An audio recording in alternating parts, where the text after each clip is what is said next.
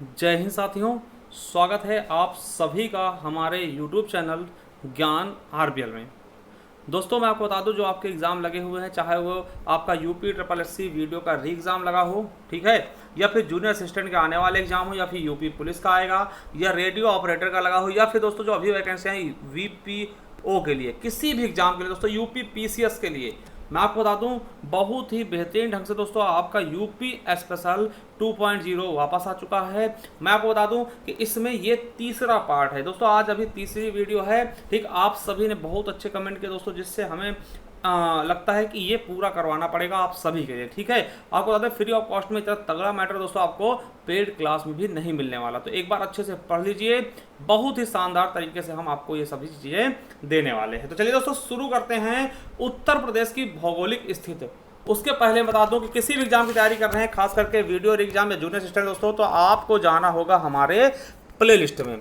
ठीक है, आप जाइए हमारे प्ले लिस्ट या फिर डिस्क्रिप्शन में लिंक मिल जाएगा दोस्तों। जैसे ही आप प्ले लिस्ट पे आते हैं आपको दिखेगा, ये क्या दिखेगा, उत्तर प्रदेश स्पेशल 2.0। ठीक है, यहाँ पर दोस्तों आपको बता दें कि नए तरीके से, एकदम तगड़े तरीके से दोस्तों हम यूपी स्पेशल की शुरुआत कर रहे हैं। देखिए, अगर आप पढ़िएगा दोस्तों और आपको समझ में आए तो चैनल सब्सक्राइब कर लीजिएगा और एक अच्छा सा कमेंट करके जरूर जाइएगा। और साथियों आइएगा, आप अगर किसी भी तैयारी कर रहे हैं दोस्तों, आप यहाँ आइएगा तो दोस्तों नीचे मिल जाएगा आपको पूरा प्ले लिस्ट, क्या, UP triple SC video exam full course. यहाँ पे आपको हिंदी साहित्य क्लासेस पूरी मिल जाएंगी, कंप्लीट करवा दें हमने। और दोस्तों हिंदी की मिल जाएंगी, संपूर्ण हिंदी पढ़ सकते हैं भी दोस्तों, समय है। और कॉन्स्टिट्यूशन दोस्तों, और इसके नीचे जैसे से जाते जाएंगे दोस्तों आपको और भी क्लासेस लगी हुई मिल जाएंगी, चाहे वो भूगोल हो या फिर दोस्तों हिस्ट्री हो या फिर यूपी स्पेशल। ठीक है, आपको पता है यूपी स्पेशल हमने एक बार कंप्लीट कर दी, मगर दोस्तों अब उसको मॉडिफाई तरीके से 2.0 नाम से दोस्तों फिर से शुरू करें। चलिए शुरू करते हैं। तो मेरे साथियों आज शुरू करने वाले हैं उत्तर प्रदेश की भौगोलिक स्थिति। ठीक है, तो मैं आपको बता दूं कि साथियों उत्तर प्रदेश भारत के प्राचीनतम गोंडवाना लैंड का ही एक क्या है, भूभाग है दोस्तों। गोंडवाना लैंड का ही एक भूभाग है, ये याद रखेंगे। और मैं आपको बता दूं कि उत्तर प्रदेश का जो दक्षिणी भाग है, दक्षिणी भाग आप जानते हो दोस्तों, जिसको हम बुंदेलखंड आज के नाम से जानते हैं, वास्तव में वो प्रायद्वीप भाग का ही दोस्तों, प्रायद्वीपीय भारत का ही उत्तर की ओर निकला हुआ भाग है दोस्तों। यानी कि आप कह सकते हैं जो आपका बुंदेलखंड हिस्सा है दोस्तों, वो किसका हिस्सा है, आपके प्रायद्वीपीय भारत के उत्तर की ओर निकला हुआ भाग है। ठीक है, चलिए अब दोस्तों अगर मैं बात करूं उत्तर प्रदेश की ग्लोब में स्थित क्या है, देखिए ग्लोब में ज़्यादा हम समझाएंगे नहीं, क्योंकि यहाँ से क्वेश्चन बनते भी नहीं है, केवल आपको समझना है। अगर मैं बात करूं अक्षांशीय विस्तार कितना है उत्तर प्रदेश का दोस्तों, 23 डिग्री 52 मिनट उत्तरी से दोस्तों, उत्तरी अक्षांश से लेकर के दोस्तों 30 डिग्री 24 मिनट उत्तरी अक्षांश तक इसका विस्तार है। वहीं देशांतरीय विस्तार की बात करें तो 77 डिग्री 5 मिनट से लेकर के दोस्तों पूर्वी देशांतर से लेकर के 84 डिग्री 38 मिनट पूर्वी देशांतर के मध्य दोस्तों ये क्या है, स्थित है आपका उत्तर प्रदेश। समझ गए होंगे। चलिए दोस्तों आज हम देखेंगे भौतिक विभाजन। क्या साथियों, उत्तर प्रदेश का भौतिक विभाजन, यानी पूरे उत्तर प्रदेश दोस्तों हम कितने भागों में बांटकर पढ़ सकते हैं। तो मैं आपको बता दूं साथियों कि मैं पूरे उत्तर प्रदेश को 3 भागों में बांटूंगा। मैं क्या दोस्तों परीक्षा की दृष्टि हो तो 3 भागों में बांटा ही जाता है दोस्तों। पहला है भाबर और तराई का क्षेत्र, दूसरा है मध्य का मैदानी क्षेत्र, यानी कि मध्य में कौन से मैदानी क्षेत्र दोस्तों, तो गंगा यमुना का दोआब भी इसको कह देते हैं, क्या बोलते हैं, गंगा यमुना का दोआब क्षेत्र। और तीसरा है दोस्तों दक्षिण का पठारी या पहाड़ी क्षेत्र। तो 3 चीजें मैं बताऊंगा, पहला भाबर और तराई क्षेत्र, मध्य का मैदानी भाग, और तीसरा दोस्तों दक्षिण का पहाड़ी क्षेत्र। ठीक है, तो चलिए दोस्तों मैं एक बार आपको उत्तर प्रदेश को दिखा देता हूं, मैप को दिखा देता हूं, समझा देता हूं, उसके बाद मैं जो चीजें लिखित रूप से होंगी वो मैं आपको समझा भी दूंगा। ठीक है, चलिए दोस्तों, तो देखिए हम आ चुके हैं, ये उत्तर प्रदेश का होता मैप है। अब देखिए इसमें हमने बताया है कि हमने 3 भागों में बांटा है, कौन कौन सा, भाबर तराई का क्षेत्र और मध्य का मैदान और दोस्तों दक्षिण का पठार या पर्वत। ठीक है, चलिए अब दोस्तों मैं आपको बता दूं कि ये है अपना उत्तर प्रदेश। ठीक है, आप देखते हैं ये उत्तर प्रदेश है, ये अपना पूरा उत्तर प्रदेश है। और यहाँ पे हम देखते हैं ना कहाँ पे दोस्तों, ये आपको दिख रहा होगा दोस्तों उत्तराखंड है, उत्तराखंड के बाद दोस्तों ये नेपाल है। और दोस्तों आपको पता है यहाँ पर दोस्तों ये हमने अभी आपको भूगोल में पढ़ाया होगा, इधर दोस्तों शिवालिक, क्या है, शिवालिक दोस्तों, ये हिमालय का सबसे निचली भाग है, शिवालिक श्रेणी। ठीक है, अब देखिए शिवालिक श्रेणी के जस्ट नीचे दोस्तों है आपका भाबर क्षेत्र, जिसको हम भाबर क्षेत्र बोलते हैं दोस्तों, याद रखिएगा। अब देखिए भाबर क्षेत्र कहां से मिलेगा, तो मैं आपको बता दूं दोस्तों, यहां से आना है। ये देखिए अब मैं समझाने की कोशिश करता हूं दोस्तों, भाबर कौन सा, तराई कौन सा, ठीक है। चलिए दोस्तों, ये शिवालिक है, इसके जस्ट नीचे दोस्तों आपको ये वाला क्षेत्र थोड़ी सी पट्टी में दोस्तों मिल जाएगा, यानी जो आपके ऊपर के जिले लग रहे हैं दोस्तों, ये देखिए ये जो आपका है पूरा है ना, ये क्षेत्र दोस्तों ये आएगा आपका यहाँ तक दोस्तों, ये ठीक है, ये आएगा दोस्तों, ये आपका क्या है, ये भाबर क्षेत्र, ठीक है। मैं आपको बना के दिखा रहा हूँ दोस्तों, इसको हम भाबर क्षेत्र के अंतर्गत रख लेते हैं दोस्तों। ये है आपका भाबर क्षेत्र, ठीक है। ये ऊपर का पूरा ये जो उत्तर प्रदेश कुछ जिले दोस्तों, ये भाबर क्षेत्र में, ठीक है, समझ गए होंगे भाबर क्षेत्र। और दोस्तों जस्ट इसके नीचे दोस्तों यहीं पे छोटी सी पट्टी हो जाएगी दोस्तों, वो तराई क्षेत्र कहलाएगा, समझिएगा। यहीं पे दोस्तों इन्हीं जिलों में क्या होगा, ये जो छोटी छोटी पट्टी दोस्तों और आएगी एक, इसको हम तराई क्षेत्र, यानी भाबर के जस्ट नीचे क्या है दक्षिण में तराई क्षेत्र दोस्तों। ये आपका जो आपके कौन से जिले आएंगे, तो आपके जो बॉर्डर लगे जिले हैं वही जिले केवल इसमें भाबर और तराई के क्षेत्र में आएंगे। तो दोस्तों ये हो गया आपके, देखिए ये ऊपर वाला हिस्सा क्या होगा, ये भाबर हो गया, क्या हो गया, भाबर का क्षेत्र होगा दोस्तों। ये नीचे वाला हल्का सा नीचे वाला दोस्तों क्या है, तराई का क्षेत्र, क्या है, तराई का क्षेत्र। समझ में आया, बिल्कुल अच्छे समझ में आएगा कि भाबर और तराई क्षेत्र क्या है, जो दोस्तों आपके उत्तराखंड और नेपाल से लगे हुए जिले हैं वही केवल और केवल भाबर और तराई के क्षेत्र में आते हैं। देखिए सब कुछ समझाने को बिल्कुल अच्छे से समझ गए ना, कि आपसे पूछेगा कि भाबर के क्षेत्र कौन से दोस्तों, जो आपके ऊपरी पट्टी वाले हैं वही भाबर और तराई में आते हैं, ठीक है। चलिए अब दोस्तों उत्तर का मैदान में हमने बांटा और दक्षिण का पठार दोस्तों, तो दक्षिण में अब आते हैं। मैं आपको समझाने की कोशिश करूंगा दोस्तों कि दक्षिण में दोस्तों आप यहां से आए हैं ना, तो ये देखिए ये दोस्तों ये आपका क्या होगा दोस्तों, देखिए ये वाला भाग आपका क्या होगा, ये वाला भाग समझिएगा। यहाँ पे देखेंगे दोस्तों ये जालौन है, ये है हमीरपुर, ये क्या है हमीरपुर, ये इसको लिख देंगे हमीरपुर ना दोस्तों। ये है दोस्तों ये वाला क्षेत्र क्या होगा, ये पूरा क्षेत्र दोस्तों ये देखिए ये आपका, और दोस्तों यहाँ पे ये, ठीक है, ये थोड़ा सा हिस्सा दोस्तों ये क्या है आपका बुंदेलखंड, यानी इसको हम सॉरी ये हम कह सकते हैं दक्षिण का पठारी भाग, ठीक है। इतने जिले दोस्तों यहाँ पे 7 देखिए 7 जिले इसमें आ गए, और दोस्तों 3 ये हो गए, और थोड़ा सा दोस्तों प्रयागराज का हिस्सा, ठीक है, यानी 7 3 10 लगभग दोस्तों 10 जिले किसमें आ गए, दक्षिण के पठारी क्षेत्र में, समझिएगा बहुत अच्छे समझिएगा। देखिए ऊपर के दोस्तों जो बाउंड्री वाले थे वो किसमें आ गए दोस्तों, आपके भाबर और तराई क्षेत्र में आ गए, और नीचे दोस्तों 10 जिले किसमें आ गए, दक्षिण के पठारी क्षेत्र में, ठीक है। और दोस्तों बाकी जो ये बचता ना, ये वाला जिसमें दोस्तों नाम नहीं लिखे दोस्तों, ये वाला जो बाकी क्षेत्र बचा हमारा, ये वाला जो बाकी क्षेत्र हमारा बच रहा है, ये वाला पूरा है ना, ये पूरा ये क्षेत्र जो हमारा बच रहा दोस्तों, ये क्या है, तो दोस्तों ये है मैदान, है ना, उत्तर का मैदान कह सकते हैं, या फिर दोस्तों गंगा जमुना का दोआब कह सकते हैं दोस्तों। 3 भागों हमने बता दिया कौन से में कौन सा जिला किस में आएगा। तो अब दोबारा मैं फिर से बता दूं दोस्तों कि देखिए ऊपर जो पट्टी दोस्तों वो भाबर और तराई क्षेत्र में आएगा, और दोस्तों नीचे जो है ना, नीचे मैं आपको बता दूं ललितपुर, झांसी, जालौन, महोबा, बांदा, हमीरपुर, चित्रकूट और प्रयाग थोड़ा सा हिस्सा दोस्तों, मिर्जापुर और सोनभद्र, थोड़ा चंदौली दोस्तों, ये आपके किसमें आएंगे, पठारी, दक्षिण का पठारी क्षेत्र या पहाड़ी क्षेत्र, ठीक है। और बाकी जो दोस्तों ये बचेगा ना मैदान, ये दोस्तों आपका किस में आएगा, तो मैदानी भाग में उत्तर का। देखिए बहुत अच्छे समझ गए होंगे। तो चलिए दोस्तों अब मैं थोड़ा सा यहाँ पे आपको समझाने की कोशिश करता हूं, और आप समझने की कोशिश करिएगा, बहुत ही अच्छे से पूरा दोस्तों आपके दिमाग में बिठा दूंगा, ठीक है। चलिए तो आपको दोस्तों ये दिख रहा होगा, ये देखिए सहारनपुर, मुजफ्फरनगर, बिजनौर, मुरादाबाद, रामपुर, बरेली, पीलीभीत, लखीमपुर खीरी, बहराइच, श्रावस्ती, बलरामपुर, सिद्धार्थनगर, महाराजगंज, कुशीनगर, ठीक है। अब देखिए एक चीज पता है कि दोस्तों ये आपका क्या है, ये आपका पूरा पर्वत है, पहाड़ है। अब देखिए यहाँ से दोस्तों क्या है, ये देखिए बहुत ऊंचे होंगे, देखिए पहाड़ हैं दोस्तों ऊंचे होंगे, और ढालू दोस्तों इस तरफ को ना, ढाल इस तरफ को है, ढाल इस तरफ को ना, चलिए ये तो आपको पता होगा ढाल नीचे की तरफ। अब देखिए आपको पता है कि यहाँ से दोस्तों पर्वत से दोस्तों आपको पता है कि ये उत्तराखंड से दोस्तों गंगा जी निकलेंगी, ठीक है, यमुना जी निकलेंगी, ठीक, इधर दोस्तों आएंगे नेपाल में गंडक निकलेगी, है ना, और दोस्तों काली नदी निकलेगी, और दुनिया भर की दोस्तों नदियां जो है यहीं से निकलती है, ठीक है। अब देखिए आपको पता है जब नदियां निकलती है ना, तो नदियां अपने साथ क्या करती है दोस्तों, बहुत तेज पानी बहा के लाएंगी।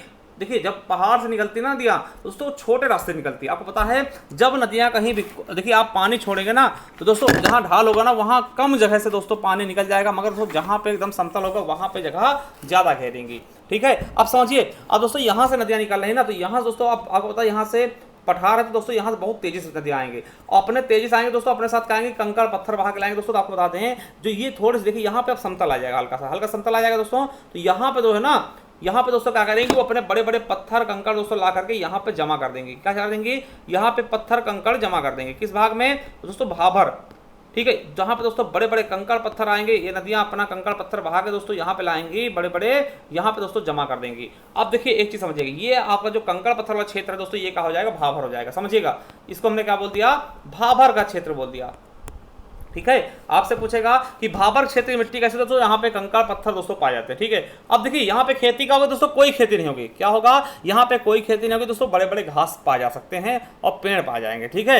अब देखिए यहाँ पे खास बात क्या होगी दोस्तों, बड़े बड़े पत्थर है ना। अब देखिए मान लो दोस्तों कोई नदी बह रही है, नदी बह रही है दोस्तों, इसके ऊपर बड़े बड़े पत्थर पड़े रहेंगे तो नदी दोस्तों पता नहीं चलेगा पानी बह रहा है या नहीं बह रहा। तो आपसे पूछेगा कि नदियां कहाँ अदृश्य हो जाती है, अदृश्य मतलब दिखती नहीं है, दिखाई नहीं देती, तो दोस्तों कहाँ होंगी, तो भाबर क्षेत्र में दोस्तों नदियां क्या होती है, दिखाई देती है, अदृश्य हो जाती है। समझ गए बहुत अच्छे से कि भैया भाबर क्या होता है। भाबर में दोस्तों क्या होती हैं, तो नदियों द्वारा बहा कर लाए गए दोस्तों बड़े बड़े कंकड़ पत्थर चट्टान दोस्तों आकर के इकट्ठे हो जाते हैं दोस्तों, उसको हम भाबर क्षेत्र कहते हैं। और भाबर क्षेत्र में दोस्तों कोई भी खेती नहीं होगी, क्योंकि कंकड़ पत्थर पाए जाएंगे दोस्तों, कोई भी खेती यहाँ पर नहीं होगी। ठीक है, ये चीज समझ पाएंगे। और दोस्तों इसके अलावा क्या बताएंगे, यहाँ पे नदियाँ दोस्तों छिप के चलती है, यानी कि यहाँ नदियाँ दिखाई नहीं देती।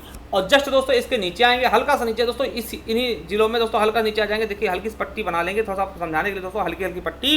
ठीक है, यानी कि चलिए अब देखो ये मान लिया हमने, ये बता दें दोस्तों, ये भाबर वाला क्षेत्र, ये भाबर क्षेत्र हो गया, थोड़ा सा ऊपर जिले। अब तो इसके जस्ट नीचे क्या होगा, तराई क्षेत्र, तराई क्षेत्र होगा ना, तराई क्षेत्र। देखिए भाबर हम समझा चुके, तराई समझिए। अब देखिए भाबर क्षेत्र में दोस्तों बड़े बड़े कंकड़ पत्थर बहा के ले नदियाँ। अब देखिए जो कंकड़ पत्थर ना एक जगह आकर दोस्तों बैठ जाते हैं। अब ज़्यादा दूर तक तो नदियाँ बहा के नहीं ले जा पाएंगे ना, बड़े बड़े कंकड़ पत्थर ज़्यादा दूर तक बहा के नहीं ले जा पाएंगे दोस्तों। जब कंकड़ पत्थर ज़्यादा दूर तक नहीं जाएंगे, मगर दोस्तों जो छोटे छोटे कण होंगे ना, मिट्टी कण हो गए या फिर बालू कण हो गए छोटे छोटे दोस्तों, वो थोड़ी दूर लेकर के और आएंगे। तो दोस्तों थोड़ी दूर जब जहाँ पे दोस्तों पत्थर कंकड़ बैठे रह जाएंगे, उसके थोड़ा सा आगे दोस्तों नदियाँ, देखिए ज़्यादा वजन चीज़ें ज़्यादा दूर तक नहीं ले आ पाती ना। तो दोस्तों भाबर क्षेत्र में उन्होंने क्या किया, कंकड़ पत्थर फेंक दिए भाबर में। अब दोस्तों जो छोटे छोटे बालू कण मिलेंगे या फिर दोस्तों कीचड़ मिलेगा, उसको बहा के लाएंगे थोड़ी थोड़ी दोस्तों, क्या आएंगे, कण है ना दोस्तों, यहाँ पर छोड़ देंगे, यहाँ पे तराई क्षेत्र में। ठीक है, तराई क्षेत्र में। अब देखिए तराई क्षेत्र में दोस्तों ये छोटे छोटे कण होंगे, बालू के या फिर दोस्तों मिट्टी के कण होंगे। ठीक है, और दोस्तों यहाँ बताते हैं कि मिट्टी कण होंगे, और दोस्तों यहाँ पे पानी बहुत ज़्यादा होगा, क्योंकि दोस्तों पानी समतल हो जाएगी तो यहाँ पे पानी बहुत मिलता है, पानी, हाँ, यानी कि यहाँ पर पानी की उपलब्धता बहुत होती है। इसलिए दोस्तों यहाँ पे मिट्टी कैसे होती है, यहाँ पे दोस्तों नमी बहुत होती है, दलदली मिट्टी होती है ना, नमी बहुत होगी। ठीक है, पानी कमी नहीं होगी, नमी होगी दोस्तों, इसलिए यहाँ पर, और मिट्टी बहुत अच्छी होगी ना, छोटी छोटी कण होंगे। इसलिए दोस्तों यहाँ पर तराई क्षेत्र में दोस्तों आपकी किसकी खेती, गन्ना और धान की खेती बहुत की जाती है दोस्तों। याद रखिएगा, गन्ना और धान। क्यों दोस्तों, क्योंकि यहाँ पे मिट्टी अच्छी मिल जाती है, छोटी छोटी, और पानी बहुत होता है दोस्तों, इसलिए यहाँ पे गन्ना और धान खेती बहुत ज़्यादा होती है, आपको बता दें। और जहाँ पे दोस्तों पानी ज़्यादा होता है वहाँ बीमारियाँ भी बहुत ज़्यादा फैलती है दोस्तों, ये भी याद रखेंगे। यहाँ पे जापानी इन्फ्लुएंजा बीमारी भी बहुत होती है। ठीक है, तो आप समझ गए होंगे भाबर में क्या होगा कि दोस्तों यहाँ नदियाँ अदृश्य होकर बहेंगे, यहाँ कंकड़ पत्थर होंगे। देखिए मगर दोस्तों आपसे देखिए तराई क्षेत्र में क्या होंगी, कंकड़ होंगे छोटे छोटे, यानी नदियाँ फिर से दोस्तों दिखने लगेंगी। तराई क्षेत्र में नदियाँ पुनः दिखने लगती है। ठीक है, तो ये समझ गए होंगे। अब दोस्तों आपको पता है कि गंगा नदी दोस्तों बहा के लाएगी मिट्टी, जो एकदम एकदम दोस्तों कण होंगे छोटे छोटे, मतलब एकदम जो कीचड़ होगा उसको बहा के लाएगी दोस्तों, इससे मैदान का निर्माण करेगा, और इस मैदान में दोस्तों सब कुछ जाएगा, गंगा जमुना के मैदान में सब कुछ हो गएगा। ठीक है, और दोस्तों बुंदेलखंड में दोस्तों यहाँ पे क्या होगा, यहाँ पे पूरा पर्वतीय पहाड़ होंगे, यहाँ पे दोस्तों मोटे अनाजों की खेती की जाएगी दोस्तों। चलिए अब आपको दिखाते हैं, समझाते हैं, जो समझाते हैं वही लिखा हुआ दिखाएंगे। साथियों अभी तक आपको समझाया, देखिए वही चीज़ें आपको यहाँ पे एकदम आसानी से याद हो जाएंगे। चलिए तो भाबर और तराई क्षेत्र, पहले हम भाबर देखते हैं। तो दोस्तों उत्तर प्रदेश सबसे ऊपरी क्षेत्र को हम भाबर कहते हैं। या फिर आपसे क्वेश्चन पूछ सकता है दोस्तों कि शिवालिक के नीचे वाले क्षेत्र को क्या बोलते हैं दोस्तों, उसको भी हम भाबर कहते हैं ना, क्योंकि शिवालिक के जस्ट नीचे क्या होगा, शिवालिक पर्वत के भाबर क्षेत्र ना। देखिए भाबर क्षेत्र के बारे में बात करें, देखिए यह क्षेत्र तराई के ऊपरी छोर में, देखिए तराई नीचे है और उसके ऊपर छोर में क्या है, भाबर है। ऊपर छोर पर दोस्तों एक पतली पट्टी के रूप में विस्तृत है। इसका विस्तार दोस्तों आपको पता है सहारनपुर से लेकर कुशीनगर तक ना, क्योंकि यही टच करते हैं आपके उत्तराखंड और नेपाल को। ठीक है, अब दोस्तों ये ज़्यादा आपको याद रखना कि सहारनपुर के पास की चौड़ाई लगभग 34 किलोमीटर होती है, तथा पूर्व की ओर जाता है तो दोस्तों इसकी चौड़ाई कम हो जाती है। यहाँ पे भूमि कैसी हुई दोस्तों, ऊबड़ खाबड़, क्योंकि कंकड़ पत्थर पाए जाएंगे। अब आपको बता दें, ठीक है, क्या है कि यह पर्वतों के नीचे की जमीन है। ठीक है, इसी भाग से नदियाँ प्रदेश में प्रवेश करती हैं, जिसके कारण दोस्तों नदियाँ पर्वतों से अपने साथ बड़े बड़े पत्थर बहा के लाती है दोस्तों, और पत्थरों के कारण यहाँ की नदियाँ भूमिगत हो जाती है। ठीक है, हमने बताया भाबर में क्या होता है दोस्तों, नदियाँ क्या करती है, बड़े बड़े पत्थर बहा के लाती है, और पत्थर 3-4 पड़े होंगे दोस्तों, क्या होगा, नदियाँ दिखाई नहीं दी, पानी दिखाई नहीं देगा, इसलिए नदियाँ भूमिगत हो जाती है। आपसे पूछा सकता है कि नदियाँ अदृश्य कहाँ होती हैं, किस क्षेत्र में, तो दोस्तों भाबर क्षेत्र में, ठीक है, समझ गए होंगे। और पत्थरों के कारण दोस्तों यहाँ पे खेती करना संभव नहीं है दोस्तों, हमने बताया कि यहाँ पे खेती नहीं होगी। जस्ट उसके नीचे वाले भाग को दोस्तों तराई क्षेत्र कहते हैं। तो याद रखना कि भाबर के ठीक दक्षिण में दोस्तों तराई क्षेत्र पाया था। दोस्तों इसकी भी चौड़ाई कहाँ है दोस्तों, इसकी चौड़ाई पूर्व में कुशीनगर में क्या है 90 किलोमीटर के आसपास, और दोस्तों पश्चिम की ओर आते आते यानी कि सहारनपुर के आते आते दोस्तों घट जाती है, ठीक है। सर्वाधिक वर्षा वाला क्षेत्र, देखिए आपको पता है कि तराई क्षेत्र के थोड़ा नीचे दोस्तों मिल जाएगा सर्वाधिक वर्षा वाला क्षेत्र दोस्तों गोरखपुर, ठीक है। यहाँ पे सबसे ज्यादा वर्षा होती है दोस्तों, गोरखपुर में सबसे ज्यादा वर्षा होती है ना। जस्ट तराई के नीचे है दोस्तों, इसको भी हम तराई क्षेत्र में गिन सकते हैं मगर दोस्तों प्रॉपर तरीके से नहीं, ठीक है। अब देखिए यहाँ दोस्तों क्या होगा, समतल होगा ये, और दोस्तों ये जमीन कैसी समतल है, और यहाँ नमी बहुत पाई जाएगी, क्यों, क्योंकि यहाँ पानी कमी नहीं होती दोस्तों, नदियों द्वारा पानी आता है और बारिश बहुत ज्यादा होती है ना, और मिट्टी दलदली होती है। आपको बताते हैं कि यहाँ वर्षा की अधिकता कारण दोस्तों दो फसलें बहुत ज्यादा होती, धान और गन्ना, बहुत इंपॉर्टेंट। धान और गन्ना खेती कहाँ होती है दोस्तों मुख्यतः, तो आप बता देंगे कहाँ पर होती है दोस्तों, तो आप तुरंत बताएंगे कहाँ पर दोस्तों, तराई क्षेत्र में सबसे ज्यादा होती है ना। आपको बताते हैं कि यह क्षेत्र दोस्तों स्वास्थ्य के लिए कम ठीक होता है, क्योंकि दोस्तों पानी जहाँ ज्यादा होता है वहाँ मच्छर पनपते हो दोस्तों, मच्छर पनपेंगे तो बीमारियां बहुत होंगी, जैसे मलेरिया, फाइलेरिया, जापानी इंसेफ्लाइटिस दोस्तों, जिसको मस्तिष्क ज्वर आदि बहुत अधिक मात्रा में फैलते हैं दोस्तों, ठीक है, ये चीज समझ गए। और दोस्तों यहाँ नदियां पुनः पत्थरों से बाहर दिखने लगती हैं, यानी कि अदृश्य, देखिए भाबर में अदृश्य थी, तराई में फिर से दिखने लगेगी, ठीक है। और यहाँ पे किसकी खेती होगी तराई में, तो आपको बता दें गन्ने और धान की। चलिए अब दूसरा देखते हैं दोस्तों, मैदानी भाग यानी गंगा यमुना का दोआब, ठीक है। दोआब का होता है दो नदियों के बीच के स्थान को हम दोआब बोलते हैं, ठीक है। चलिए अब इसका निर्माण कैसे हो दोस्तों, तो देखिए निर्माण किसका हो, गंगा यमुना के मैदान का दोस्तों, निर्माण कैसे हो, गंगा यमुना तथा उनकी सहायक नदियों द्वारा लाए गए अवसाद का दोस्तों, कचड़ा कीचड़ है ना, उनसे दोस्तों इसका निर्माण हो गया, यानी कि मैदानी भाग का। चलिए अब दोस्तों आपको पता है कि नदियां दोस्तों जो थी ना, अब देखिए तराई में क्या लेके आई, छोटे छोटे कण लेके आई। अब तो उसके आगे जब बढ़ती ना नदियां, तो यह क्षेत्र नदियों द्वारा लाई गई कांप मिट्टी कीचड़ बालू, जो एकदम हल्के हल्के दोस्तों गंदगी होती है, कीचड़ होता है, तो उसके द्वारा लाया गया, द्वारा निर्मित एक अत्यंत उपजाऊ क्षेत्र है। आपको बता दें कि इस जो मैदान है दोस्तों, मैदानी क्षेत्र है, यहाँ पे दोस्तों गंगा, यमुना, घाघरा, गोमती, शारदा, राप्ती, रामगंगा, गंडक आदि नदियां भी प्रवाहित होती है दोस्तों, जिसके कारण ये दोस्तों फसल के लिए बहुत ज्यादा इंपॉर्टेंट होता है ना। और दोस्तों आपको बता दें कि यहाँ जलोढ़ मिट्टी मिलती है, खादर व बांगर, ठीक है, खादर व बांगर मिट्टी पाई दोस्तों, जिसमें से मैदान के नवीन कांप निक्षेपों दोस्तों खादर कहते हैं, और दोस्तों पुराने कांप निक्षेपों कहते हैं बांगर कहते हैं। आपको बता दें कि दोस्तों खादर क्या होते हैं दोस्तों, जहां पर बाढ़ का पानी हमेशा पहुंच जाता है दोस्तों, वहां की मिट्टी चेंज होती है, उसको हम खादर बोलते हैं। बांगर क्या होता है, जहां बाढ़ का पानी नहीं पहुंच पाता, वो हमने विज्ञान में भी भूगोल में पढ़ाए थे, वहां बताया, ठीक है। अब देखिए खादर क्षेत्र में नदियों द्वारा दोस्तों आवरण क्षय होने से बीहड़ बन जाते दोस्तों, हमने बताया कि बीहड़ में दोस्तों आपको पता होगा कि डाकू रहते थे ना, तो बीहड़ हो जाता दोस्तों नदियों के आवरण से, ठीक है। चलिए अब तो बीहड़ का निर्माण सर्वाधिक कहाँ, चंबल और यमुना नदियों में होता है दोस्तों। आपको बता दें सबसे ज्यादा बीहड़ किस नदी में बनते हैं, चंबल फिर यमुना में। तो इस मैदानी भाग में दोस्तों फसल कौन कौन सी दोस्तों, यहाँ सारी फसलें हो सकती है, क्योंकि बहुत अच्छी मिट्टी होती है, सबसे अच्छी मिट्टी दोस्तों यहाँ की होती है, रबी, खरीफ और जायद, मतलब से तीनों प्रकार की फसलें आप उगा सकते हैं और बहुत अच्छे से उगाए भी जाते हैं, ठीक है। तो दोस्तों हमारा रायगढ़ जो है दोस्तों इन्हीं भागों में आता है। आपका जिला दोस्तों किस भाग में आता है वो हमें कमेंट बॉक्स में जरूर करके बताइएगा कि आप किस जिले से हैं, और आप भाबर क्षेत्र से हैं या तराई क्षेत्र से हैं, या फिर दोस्तों मैदानी भाग से या फिर पठारी भाग से, तो आप बताइएगा। चलिए तीसरा देखते हैं दक्षिण का पहाड़ी या पठारी क्षेत्र। देखिए आपको बता दें दक्षिण के बारे में बताया हमने कि यह क्षेत्र प्रायद्वीपीय भारत अर्थात दक्कन के पठार का उत्तरी विस्तार है, जिसे बुंदेलखंड के नाम से जानते हैं। इसका निर्माण प्राचीन चट्टानों एवं नीच चट्टानों से हुआ है मेरे साथियों, और यह आद्य कल्प की प्राचीनतम शैलों से बना। दोस्तों ये क्वेश्चन आपके यूपीपीएससी हेल्थ इंस्पेक्टर 2013 में पूछा गया कि बुंदेलखंड किससे बना दोस्तों, आद्य कल्प की प्राचीनतम शैलों से। आपको बता दें कि इसकी उत्तरी सीमा दोस्तों गंगा यमुना नदियों द्वारा तथा दक्षिण सीमा दोस्तों बिंद श्रेणी। देखिए उत्तर में सीमा कौन बनाती है इसकी, तो गंगा यमुना नदी, और दक्षिण में दोस्तों बिंद श्रेणी बनाती है। और दोस्तों आपको बता दें कि इस पठार की औसतन ऊंचाई कितनी है, तो 300 मीटर, लेकिन दोस्तों कुछ पहाड़ दोस्तों इनसे ज्यादा है, जैसे कि मिर्जापुर और सोनभद्र में सोनाकर और कैमूर की पहाड़ियां पड़ती, जिनकी ऊंचाई लगभग 600 मीटर के आसपास भी है, ठीक है। और दोस्तों दक्षिण जो आपका ये दक्षिण का पठार है दोस्तों, इसकी प्रमुख नदियां कौन कौन सी हैं, तो चंबल, केन, बेतवा, सोन दोस्तों, टोंस, ये दोस्तों यमुना की नदियां, सहायक नदियां हैं दोस्तों। चंबल, केन, बेतवा, सोन दोस्तों ये किसकी है, यमुना की सहायक नदियां हैं। आपको बता दें कि बुंदेलखंड, देखिए क्वेश्चन पूछा गया था लोअर एग्जाम 2019 में कि बुंदेलखंड दोस्तों किसकी सीमा के अंतर्गत आते हैं दोस्तों? बुंदेलखंड आपको पता है इसके कुछ भाग उत्तर प्रदेश में और कुछ भाग दोस्तों मध्य प्रदेश, दोनों जिलों को मिलाकर दोस्तों ये बुंदेलखंड बनता है। ये लोअर एग्जाम 2019 में पूछा गया। अब दोस्तों यहाँ से यूपी पुलिस के क्वेश्चन पूछे गए थे कि बुंदेलखंड के दोस्तों कौन कौन से जिले बुंदेलखंड में आते हैं, तो आपको बता दें कि प्रमुख 7 जिले हैं, ललितपुर, झांसी, जालौन, हमीरपुर, महोबा, बांदा व चित्रकूट। दोस्तों ये 7 जिले हैं जो कि बुंदेलखंड एरिया में आते हैं। और यहाँ से पूछा जाएगा कि निम्नलिखित में से कौन सा बुंदेलखंड का जिला नहीं है, ऐसे क्वेश्चन बनते हैं। और दोस्तों बघेलखंड के 3 जिले आ जाते हैं दोस्तों। बघेलखंड के दोस्तों जैसे मिर्जापुर, मुख्यतः मिर्जापुर दोस्तों, और इसके अलावा थोड़ा बहुत चंदौली और सोनभद्र भी बघेलखंड के अंतर्गत आता है दोस्तों। इन 10 जिलों को मिलाकर दोस्तों क्या बनता है आपका दक्षिण का पठारी भाग। ठीक है, थोड़ा बहुत दोस्तों प्रयागराज का भी हिस्सा पठारी भाग में आता है। और यहाँ की मिट्टी कैसे दोस्तों? लाल मिट्टी होगी। क्यों? क्योंकि यहाँ चट्टाने पाई जाएंगी दोस्तों। ठीक है, और चट्टाने पाई जाएंगी दोस्तों तो वो जो टूटेंगे तो उनसे मिट्टी लाल वाली चट्टान है तो लाल मिट्टी निकलती है दोस्तों। मुख्यतः लाल और दोस्तों काली मिट्टी भी हल्की फुल्की पाई जाती है। ठीक है, काली मिट्टी कपास के लिए, तो मुख्यतः दोस्तों लाल मिट्टी। फसलें दोस्तों दलहन और तिलहन दोस्तों मोटे अनाज। देखिए यहाँ पर दोस्तों जो फसल होंगी जहाँ पे कम पानी में दोस्तों कम जल में वो फसलें की जा सके वही फसल यहाँ पे उगाई जाती हैं। तो दोस्तों दलहन, तिलहन और मोटे अनाज दोस्तों यहाँ भरपूर मात्रा में उगाए जाते हैं। तो आप दोस्तों बहुत ही अच्छे से इनको समझ गए होंगे कि भैया क्या है इसका विभाजन, कैसे कैसे इसको बांटते हैं।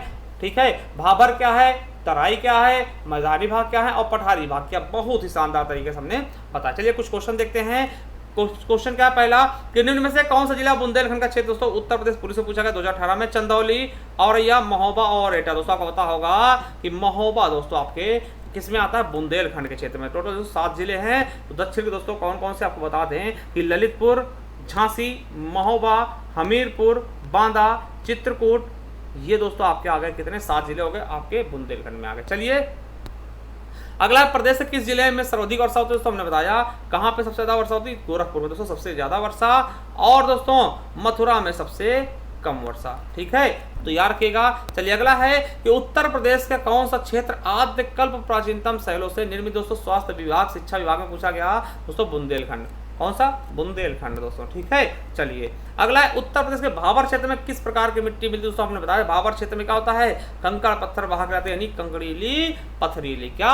कंकड़ीली पथरीली दोस्तों स्वास्थ्य शिक्षा विभाग में 2005 में पूछा गया था। दोस्तों ये था आपका सब कुछ बता दिया हमने। अब देखिए मैं एक बात कहूंगा दोस्तों, अगर आपको वीडियो अच्छी लगे एक अच्छा सा कमेंट करके जाइएगा, कैसे फीडबैक जरूर दिया करिए। ठीक है, कैसा भी दीजिए जरूर दीजिए, गलत पढ़ा है आप उसको भी बताइए, हम सुधार करेंगे। ठीक है, और दोस्तों अगर पहली बार आए तो चैनल सब्सक्राइब कर लीजिएगा, आपके लिए हम भी मेहनत कर रहे हैं दोस्तों, तो आप सभी के लिए। तो देखिए आइए प्लेलिस्ट पे ये मिल जाएगा आपको उत्तर प्रदेश स्पेशल 2.0, इसको आप पढ़ लीजिएगा बहुत शानदार तरीके से। इसके अलावा दोस्तों और सब चीज़ की क्लास है दोस्तों, आपको संपूर्ण हिंदी में पढ़ाई, पत्र लेखन समेत ये पढ़ लीजिए, साहित्य भी पढ़ा दिया है।